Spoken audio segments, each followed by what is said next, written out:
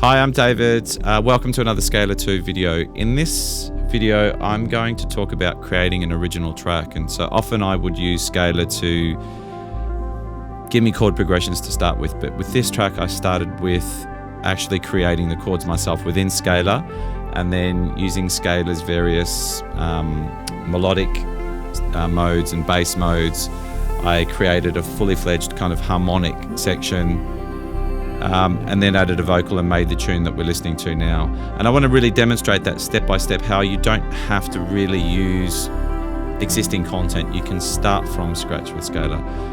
Thank you very much for supporting Scalar 2. All of this is relevant to the iPad. Obviously, if you've got the iPad, Scalar 2 on the iPad, slightly different menu system, but it's all relevant. All right, let's get into it, and let's use Scalar to help us create an original track.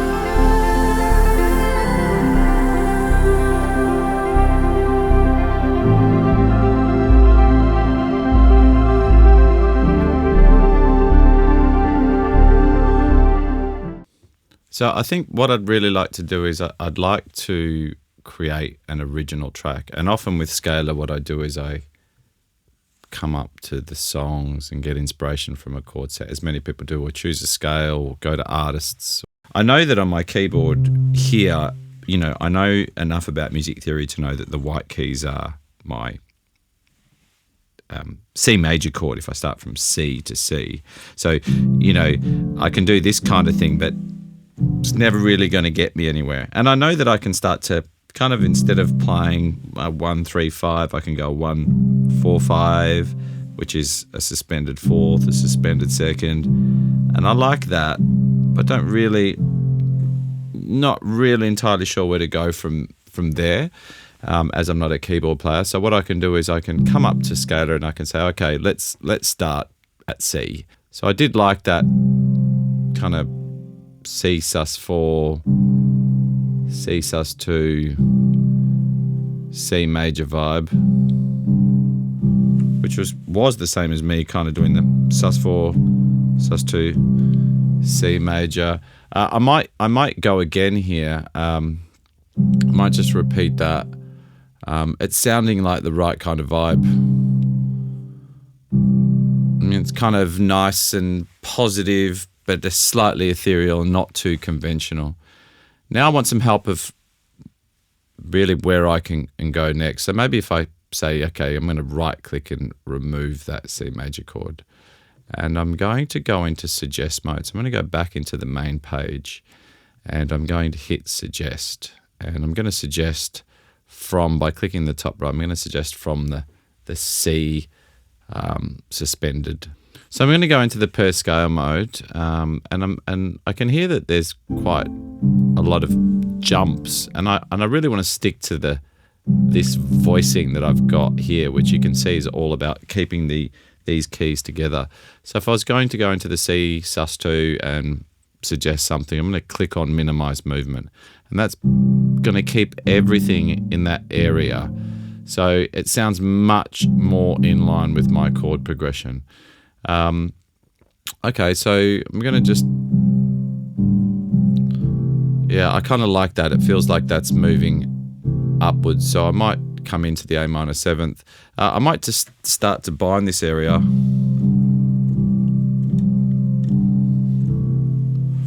Okay, I'm going to just go into edit mode, or actually into chord edit mode here. And I'm going to have a look at a few options. I'm going to edit this chord here. And I kind of like that brightness of that A minor 7th. So I might just copy it. And that's often what I might do. I might say, okay, over here I've got C, E, and A. The A minor 7th actually has A, C, E, and G. So I might add that G. And given that all these chords here actually have only 3 notes, I'm trying to follow that voicing or get it as close to that kind of shape of notes as I like. So I'm going to take off the E. That's kind of looking cool. So if I go back to the main page, you can see here, if you follow the way the notes are grouped together, they all follow the same kind of voicing. Okay, back in the suggest mode. Feels like I could go somewhere else. It's saying a F major. That straight away it's coming back into, with the minimize movement on, that F major with the bass in C. So it's an F major inversion, if you like, but the bass is in C. Yeah, so that's kind of feeling right as it is. What I'm going to do is, first thing is I'm going to might call up substantial, and I'm going to go into performance mode, and this time I'm going to select an ARP. Yeah, and I'm going to select 16ths. So I'm going to record that in. I might just hold the first chord for a couple of bars.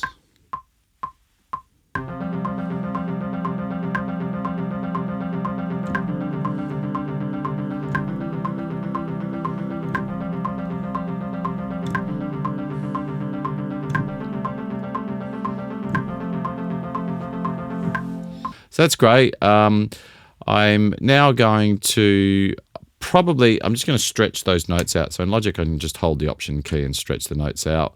I've got those chords there. It'd be nice to put on some other chords that are safe and work. So what I'll do is I'll open up another scaler, and I'm going to ask it to help me enrichen the track harmonically. I think that's really important. Now I know that I'm in C major, so it's pretty straightforward. I'm just going to select the C major scale, and these are the chords. So theoretically I should be able to play these chords against there and somehow make it work.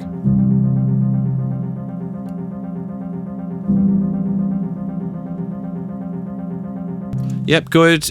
They are standard diatonic chords. Those scalars just giving me the 3-note diatonic chords. One of the things I love about scalar is there's so many different ways to find differently voiced chords that fit the scale. And I'm literally going to say, okay, give me voicing 1, and I can hear that now. Yeah, much more kind of interesting. So as soon as I kind of play these ones, they're a bit thicker, and I can really go anywhere. Yeah, I feel that straight away.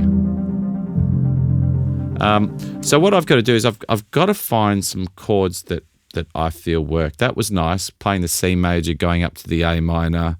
So I'm going to kind of go C, A, D over those chords, see if that works, and I'll continue from there. So here we go. C. I'm going to go up to the A before the other chord. Sounds good. I go D. I'm going to come up to the F here. Yep, sounds nice. I might go back up to the A. I might just come back down. G major, F major, and should I finish on the D minor? Yeah, that sounds really nice. Okay. Yeah, so I guess I've got chords going against chords, and that's kind of, they are just playing extended chords, but it's really giving me that harmonic movement. And that's where I fail often in music. I come up with a chord progression and stop there. Here, I'm trying to create something harmonically rich. So I've got something to start from. Okay, so what I'm going to do is I'm going to duplicate that up channel. Okay, and I'm going to open up the duplicated scalar. Opens up in exactly the same way. And I'm going to turn performance mode off. I'm going to leave humanize on. I'm going to close down the suggest mode. And what I'm going to do is I'm going to pull those trigger chords down. So now we're listening to the copied channel.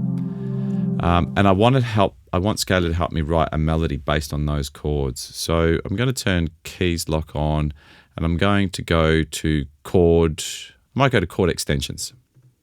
And I'm going to come into settings, and I'm going to grab keys lock, and I'm going to mute the chords. So now when I play, it's not going to play the chords. That's perfect. That's a great way for me to come up with a melody. So now I can play everything in the background. This is dead quiet, but it'll play those melodic notes locked to these chords. And now I can play the whole thing and come up with an idea.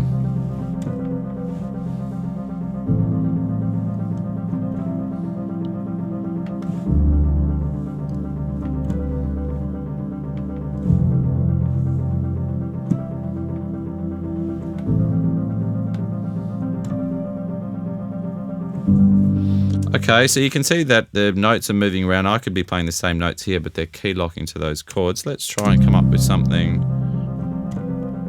That felt like a big jump. Yeah, that felt like a big jump. So I'm going to come here and go. Just give it a little bit of breath, and maybe I might just come up to the D. Just playing between those chords, come back up to the F.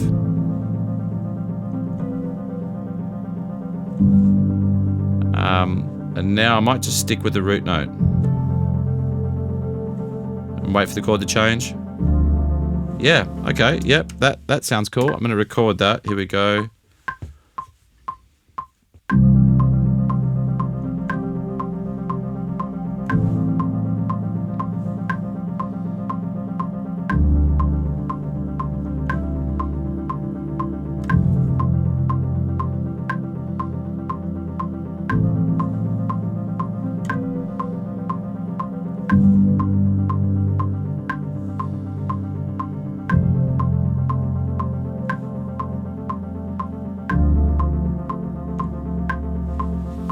Okay, that sounds really good. I'm just going to come in, and I just noticed that second last note. I kind of, when I first played it, I'd played it on the root, so it changed. That is the same note, but you can see it actually, because the chords change, it will actually change the note that it's playing. There you go. There's one note, and it'll change again here. Yeah, perfect. So that's kind of the melody that I wanted. Okay, I just want to thicken that melody up a little bit. So I might, because I've got a substantial patch from scalar and a piano playing, I might just come into this, duplicate that scalar, and I might just say, let's go to the piano. So kind of get two of each, really, don't you? Two felt piano parts and two of the substantial parts. Now, to further make a little bit more of that melody, I might do the same thing again. I'll just call this melody 1 piano, just so I know where I'm at. And I might duplicate that melody 1 piano. Here it is here. And this time I'm actually going to control a third-party instrument. So probably the easiest thing for me to do here is come up to scalar and export the state. So now I'm going to come into my scalar control, and I'm going to import that state that I just exported, come straight over to my desktop, scalar state. So there it is. Now I've got the MIDI effect. Keys lock mode is on, humanize is on. It's got the chords selected. And now I might say, actually, I want to control another instrument. So I'm going to ask it to control contact. And in contact, I'm going to pull up Rev. Yeah, I'm going to pull up a playable piano. Okay, so once that's loaded up, which it has now, you can see it's actually just playing the same melody. Yeah, cool, that's really nice. I'm just going to say, don't play those first notes, just play those long notes. So it's just playing the reverse there. Yeah, that's cool.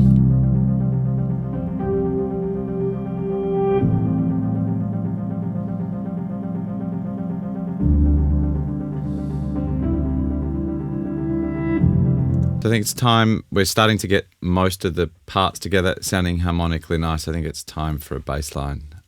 And obviously we've got a few things going on here.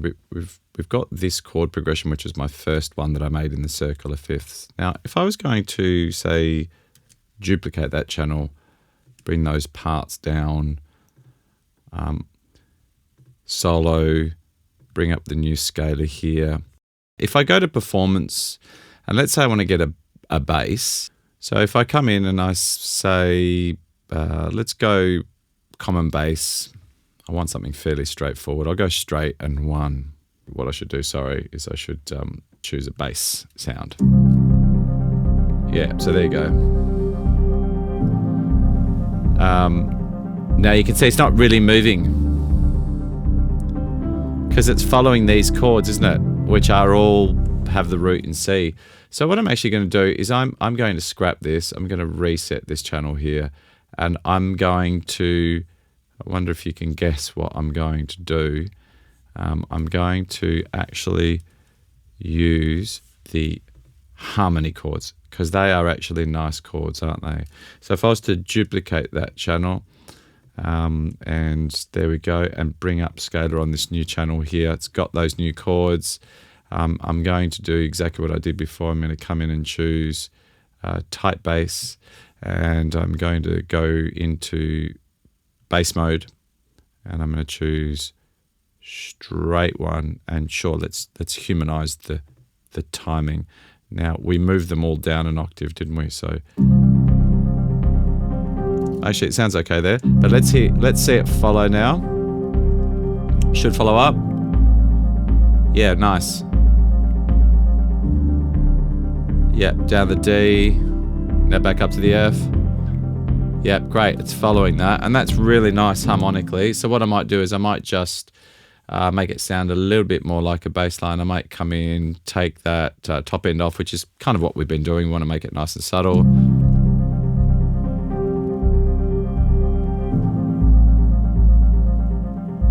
Yep, that's good. I think I've got the nuts and bolts of the tune. Let's have a quick listen.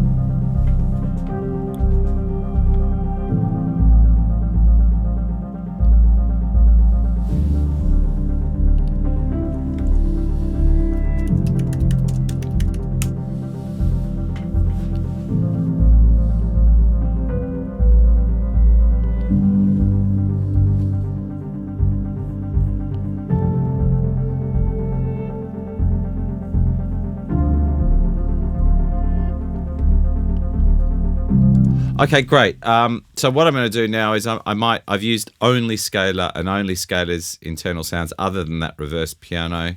But what I might do is I might now go to a third-party source and not really have to worry. Scalar's done all the legwork for me. Now I really want to try and make it a little bit more interesting. So I'm going to pull up a contact. You can see it always loads scalar for me, but on this instance, I want to say, okay, let's try a contact.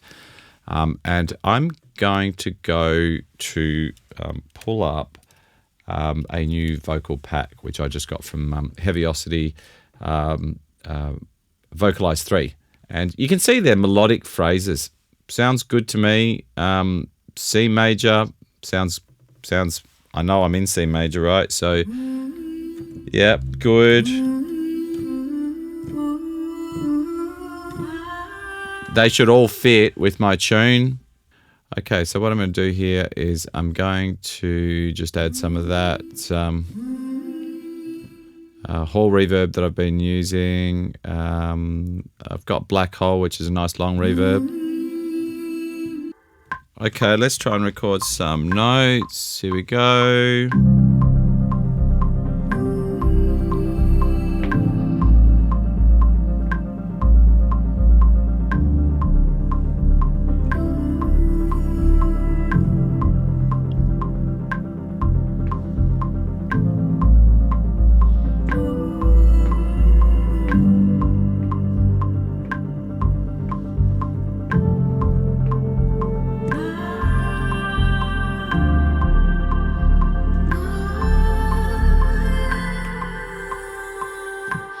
Great. Okay, that works. It kind of feels like it wants to go somewhere, which really leads us nicely into where should the section B go. For now, I'm just going to copy this across just so we've got two bar section. And actually what I'd like to do is I would like to get a little bit more magic on the arp, if you like. So what I could do is I could come into scalar and I can export those notes that it's playing. If I was to solo the actual arp there, come into scalar and say do a MIDI capture, and that'll capture all the notes. And what I actually want to do is I want to go out to my prologue over there and just record those notes, and just to give it a little bit of a analog magic, if you like. And I've set up a very simple saw patch in there, very similar to this one here, and I'm going to import it back in. So just by exporting the notes, I'll be able to drag it across to my MIDI channel and record the Prophet straight in through the Neve desk.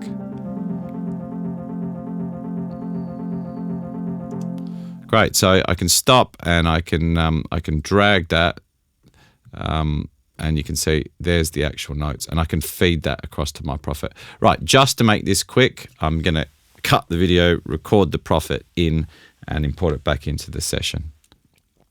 Okay, so here's the Prophet up, just those same notes recorded straight back in. Just working exactly the same way. Yeah, really nice, and just kind of just richens it up nicely. Let's hear the whole thing together.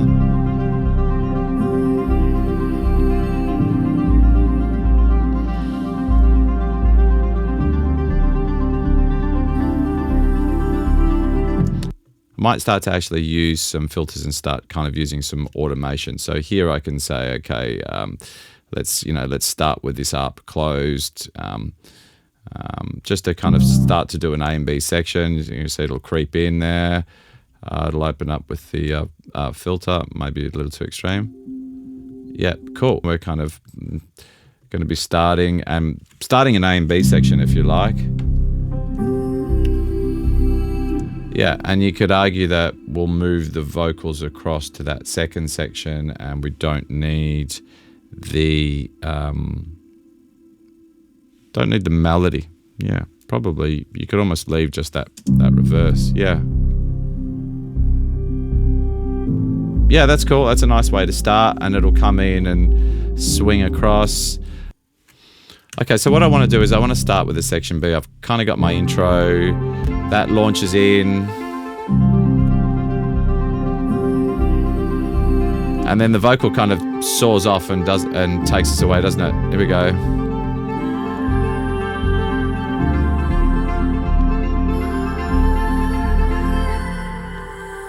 Yeah, so what I might do is I might copy the arps. I won't copy the automation. I'm going to have a whole kind of 4-part section, if you like. I might copy the Prophet arp that I created as well. And I might just create an ostinato. So with this scaler here, I'm going to duplicate it. And what I'll do is I'll pull these same notes down. I won't copy that automation, obviously. So it's just playing the arp as we know it. Now I'm going to pull up the scaler, and I'm going to say, okay, let's try something different. So rather than the arpeggio, let's try sequences, shall we? And we've got common sequences, synth sequences. Let's go common, and let's try an ostinato, which is kind of a bit more of a repeated phrase.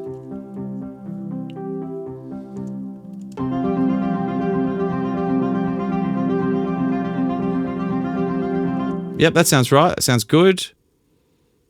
Yep, cool. And I might actually go another melodic part to boot, if you like. I'll bring in the bass and the harmony section for this section B. Yep, cool. And I might actually duplicate that bass channel, but I'm actually going to ask it to create a melody for this section. Okay. Yeah, so for this melody here, I'm obviously not going to use a bass. In actual fact, I might use a different sound too. Let's go heavy hitter. So far we're using mostly scalar sounds, which is great. I'm going to come into melody. I want a melody for this section. Color A all. Sure, let's try the first one. Color A all. Let's have a listen.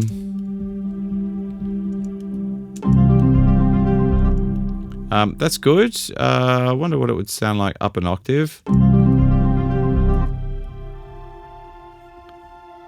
Yeah, I don't mind that. I think it's fast. It feels fast.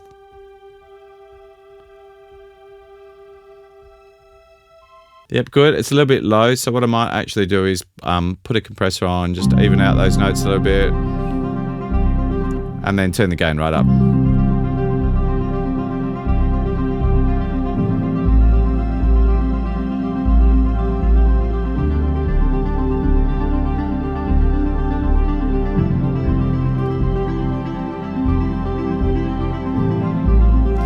Cool. Okay, great. I might just add a little bit of mountain ambience, which I've got prepared, and I'll import that in. Okay, I've brought in some mountain sound effects. Sound like a mountain, and it's got a kind of a transition effect too, so it should help us lead kind of nicely. Yeah.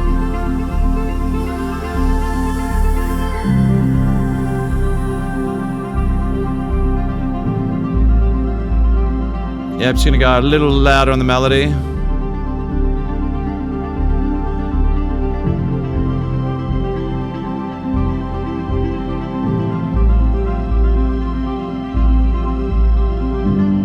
Yeah, that's cool. That's working. And now I can kind of repeat this latter part of section A. So if you like, it's a section A, section B, but I'm really just going 1, 2, 1, 2. Yeah, and for this section, I might just pull in the, actually just pull in just that, not that melody again. We'll go back to the original part, which is the bass, the harmony section. And for, I'm not going to bring in that first. I'm going to stick with just the piano and the zither, just to kind of give it a bit of an outro feel. Let's see how that sounds. Yeah, cool. I might actually get rid of the arp in these last two sections. Here, the scalar arp, if you like. So we're kind of coming in from the arp.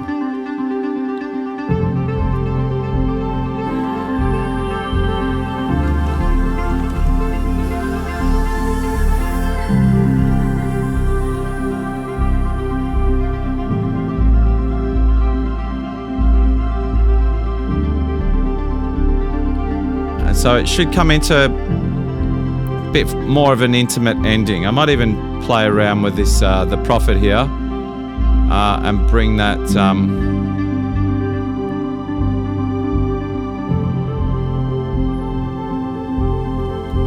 kind of filter it right down. So we swing into the last section.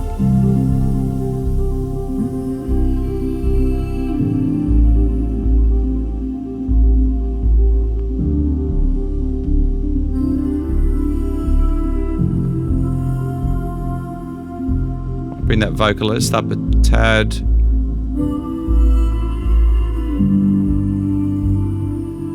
Do the same with the rev, the reverse.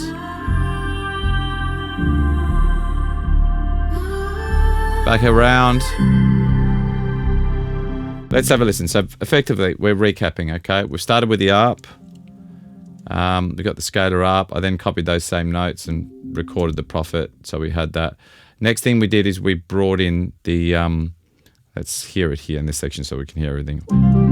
We brought in the chords. You know, they were really an important part, weren't they? They were what I called creating the harmony, because you can see the notes were slightly different there. We were moving around, and we were playing that kind of that bass note to thicken it a little bit. But it was, you know, creating extended chords, if you like. There was some nice harmony. Then we added the melody, which I played based on the arp chords. We just kind of added the piano part to that melody. Then we added that reverse piano just to give it a little tail. Then we brought in the bass line. Yeah, and once we had both the arps, we just added a vocalized 3. We just got a C major vocal, and we just added that phrase in. And then for this section B, we brought in a new arp, or let's call it the ostinato, if you like. Ostinato. We brought in this new section, and we brought in a new melody.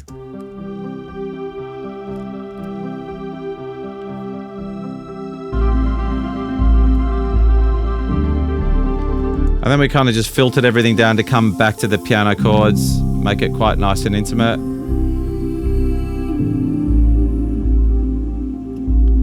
Just might make a little bit more of that, just bring those that filter down slightly more. Okay, great. Let's have a listen. You could almost just let that vocal play out, so then it swings back around.